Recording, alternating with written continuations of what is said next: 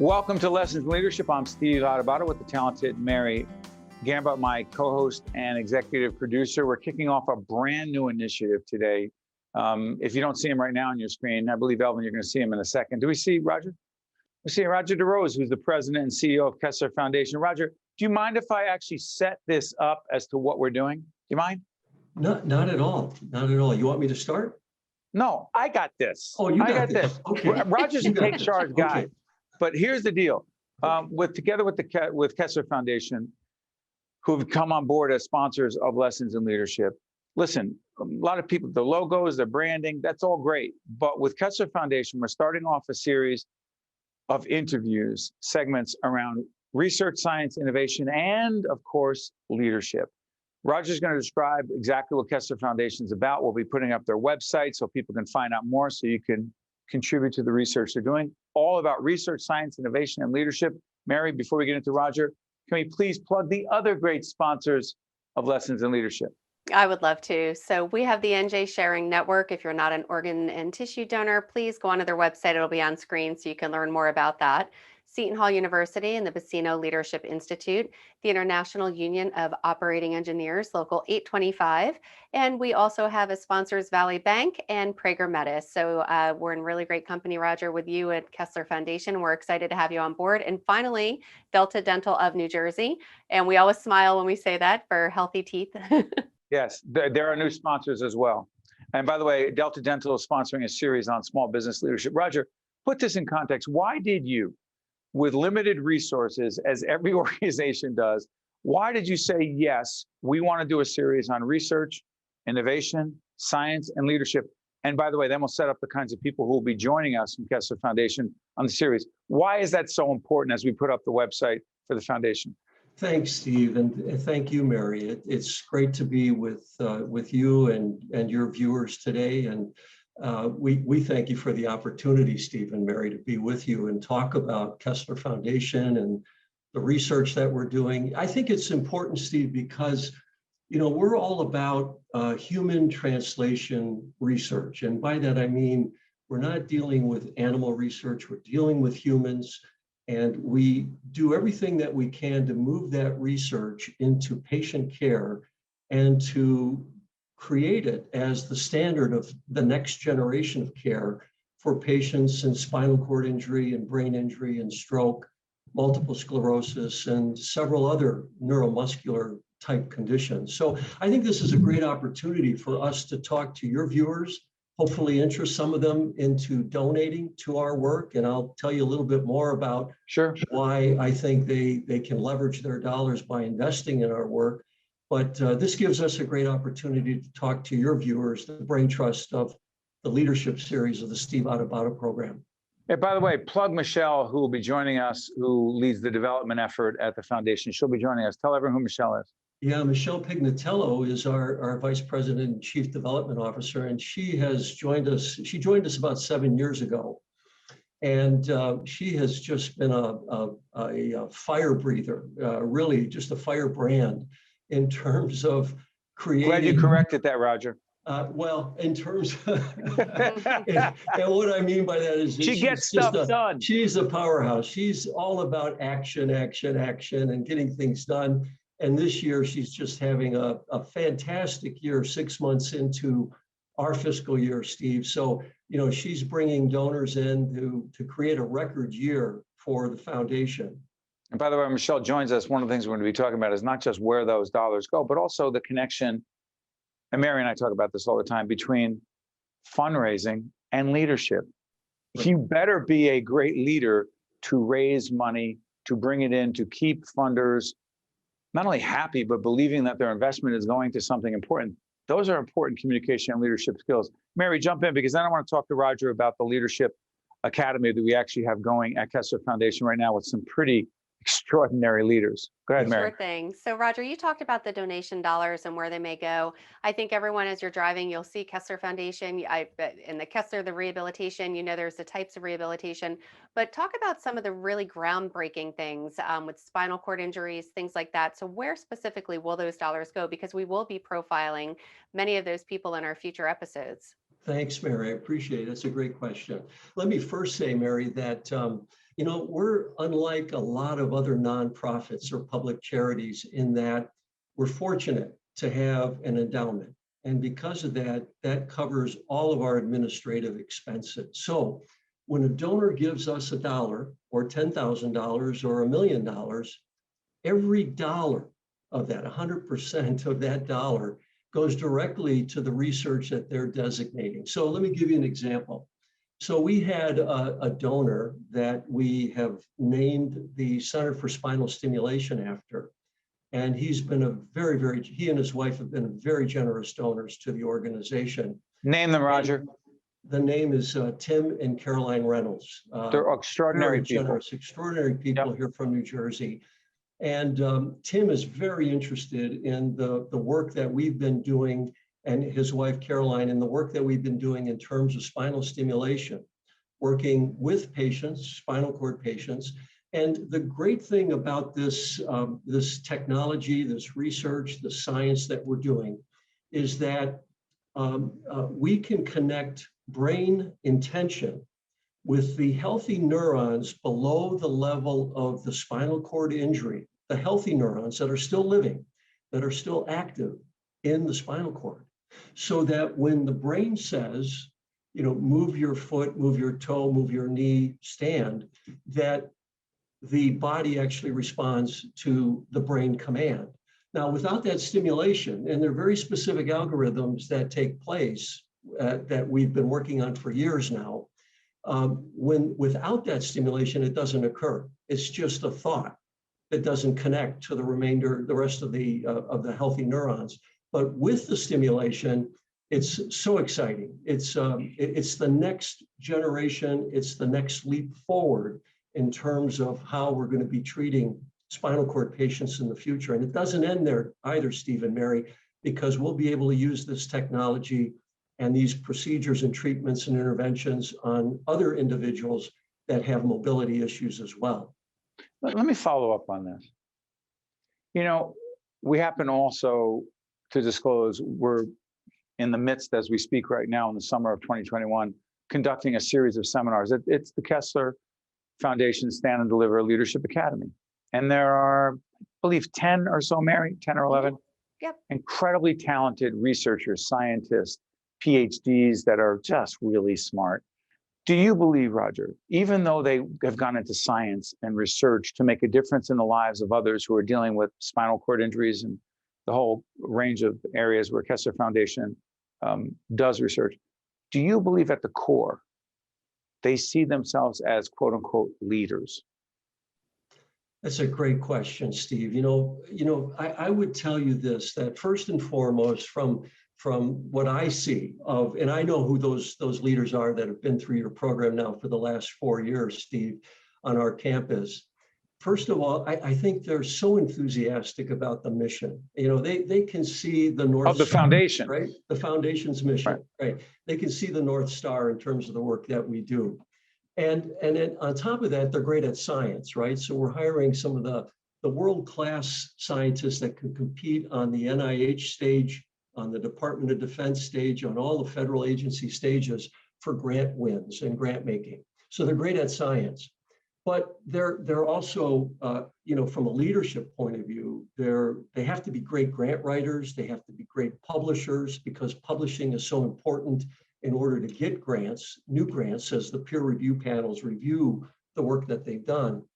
But they also have to be, as leaders, great at communications. And this is something that you've been spending so much time with them. And we see the results, Steve.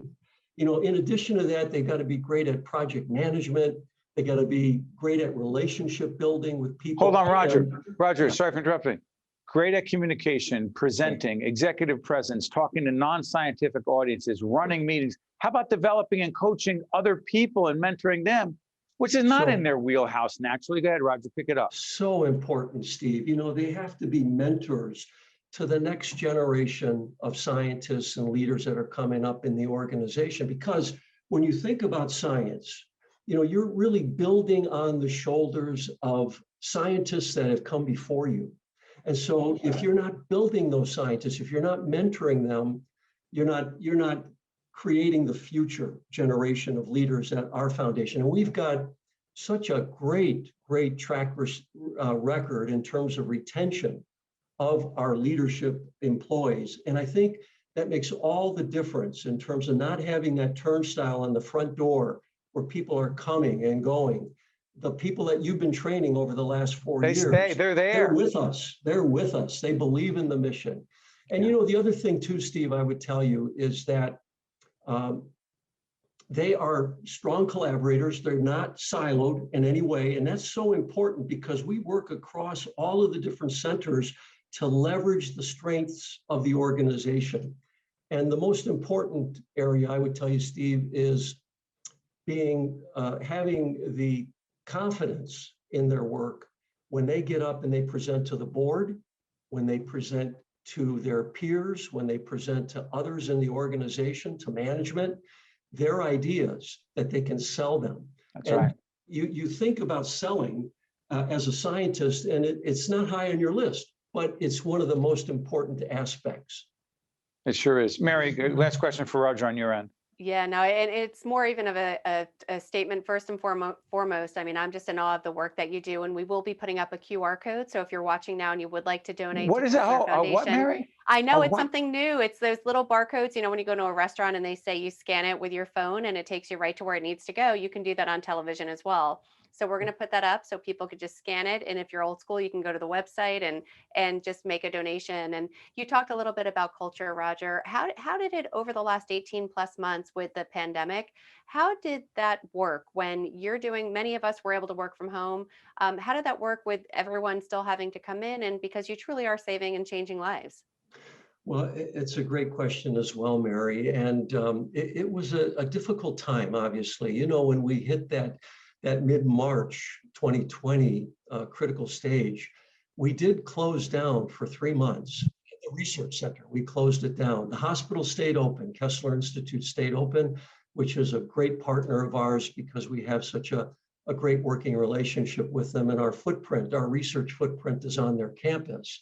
But we did close down for 3 months, and it really did have an impact on the organization. But, you know, we came back in the middle of June, and in spite of the pandemic, we took every precaution that you can imagine, pumping hundreds of thousands of dollars into protective equipment for our employees, for the patient, et cetera. And by bringing them back as critical infrastructure employees, it really put them at the front line in terms of being the first to get vaccinated when the vaccinations came out.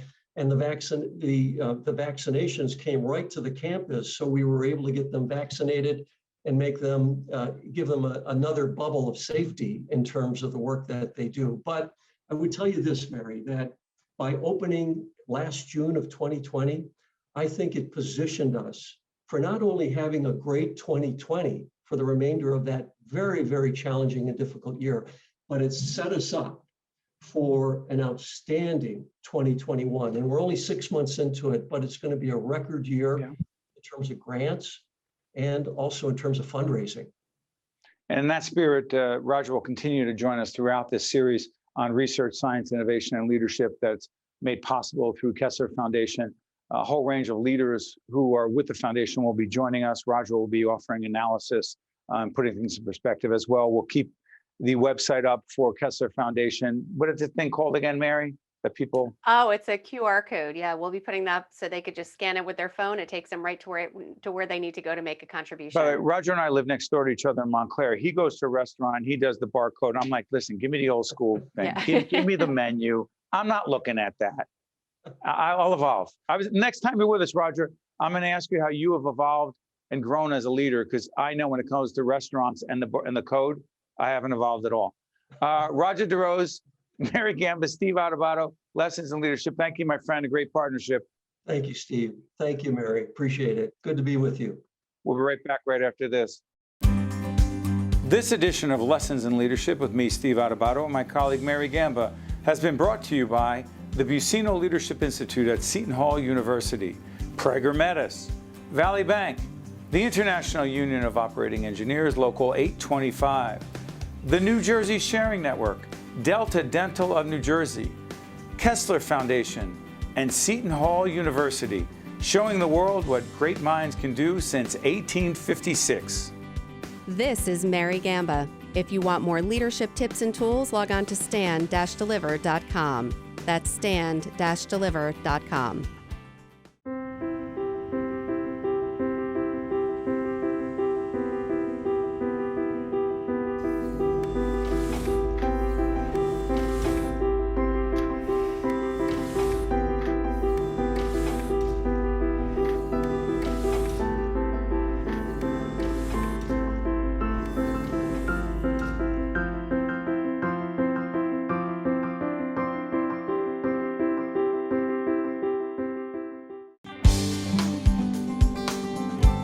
So here we go, folks. Everything you've ever wanted to know about presidential leadership in history. We've got our good friend Rick Thigpen, Senior Vice President of Corporate Citizenship at PSEG. Now that's his official title, but his unofficial title is, this guy knows history. We actually did a great, the Drum Thwacket documentary we did, right? By the way, check out our other website, steveadubato.org. Check out the documentary we did on Drum Thwacket, which Rick was a star of because he narrated the whole thing for us. Hey, Rick, before we get into the presidential thing, your fascination with history comes from? I'm a history buff. My love of history, I find it incredibly relevant to understand the present. And I think I know more about myself, my own culture, and our country by learning about history. So let's do this. We're going to go through these presidents. And Mary, I'm praying that in post-production, we could put some pictures in to put it into context. Some of these presidents, I think I know something about. Others I know nothing about. But it's all about leadership. It's not politics. It's not policy. It's leadership. Can we start with this? Franklin Delano Roosevelt. Go ahead. Leader. A tremendous American, a 4-term winner of presidential elections, which has never happened before. It hasn't happened since. A man who's arguably responsible for saving American capitalism by his handling of the Great Depression, and a man who obviously led this country through an existential moment called World War II. And he did it all the same at the same time, maintaining popularity, maintaining majorities for his own party in both houses of Congress during his entire tenure. He handled some tremendous crises for America in a fashion where a politician has never been so successful doing it. And to top it off, Steve, he was handicapped. I was just going to say that. He had polio, no? He had polio and he was unable to walk. So he lived in a wheelchair. So his leadership vision arguably helped save our country. His New Deal vision really changed politics in America. I think many of us would argue things like the Social Security Act and the social safety net that was passed during the time of Franklin Delano Roosevelt has changed our country for the better. A man who comes from money and who grew up as a Protestant reformer in politics and thought that a lot of the little people were perhaps not his concern, but he learned and grew and he became a great American and had a tremendous impact on the fate and the future of our country. Hey, Mary, check this one out as we look at some pictures of Roosevelt. The other president from New Jersey. Now, he was the president of Princeton, but he wasn't, quote, from New Jersey originally, right? It's Woodrow Wilson, correct? Born in Virginia and the only governor of New Jersey to be president of the United States. Okay. What made Wilson a special kind of leader? Wilson was a special leader in several regards. He was a reformer, and that's how he made his name as governor of New Jersey. But doing that, he alienated the political bosses who felt that they put him in office. He became fairly unpopular in New Jersey. He ran for president in 2 presidential elections. He never got 45% of the vote in New Jersey. He was also a dreamer, an idealist, and he had a bright vision of the future. And that is most aptly, I think, summarized by the Treaty of Versailles, the peace treaty that was signed to end World War I, arguably the most important political document of the 20th century. And his dream of the future, he was not able to achieve politically by having it ratified. And that was called the League of Nations. It came about later as the United Nations. But his dream of sort of a multinational cooperative environment, he was anti-colonial, much to his credit, in my view. And he was unable to sell it in the world of practical politics. He had a Republican-dominated Senate, and they refused to ratify his treaty. And his dream, however, is something worth noting. He made America a leader in the world. He entered the war on behalf of democracy and trying to make the world safe for democracy. He also made America an international force. He was a man, like all leaders, who had his flaws, but he had a vision that proved to be quite compelling, even if it didn't get realized for another generation after he left office. You know, as we go through this, Mary, what's so interesting is so much of the presidency and how we view our presidents as leaders have been shaped by the people Rick is talking about. Mary, do you ever think about James Polk? I was just going to say, I had to jump in with that one. We had gotten a list from Rick, and I think no one thinks about James Polk. I said, he was our president? When? How? And why is he? And now I do have to say, I am not a history buff, and I'm very not good at this topic. However, I am. We want to know about Polk as a leader. I want to know about Polk as a leader and why he mattered.